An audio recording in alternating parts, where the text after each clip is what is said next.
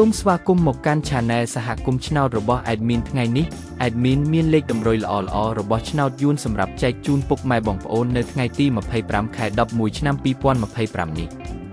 ដូចនេះ Admin មិនចង់ឲ្យចំណាយពេលវេលារបស់ពុកម៉ែបងប្អូនយូរតោះយើងមកតាមដានលេខតម្រុយរបស់យើងទាំងអស់គ្នា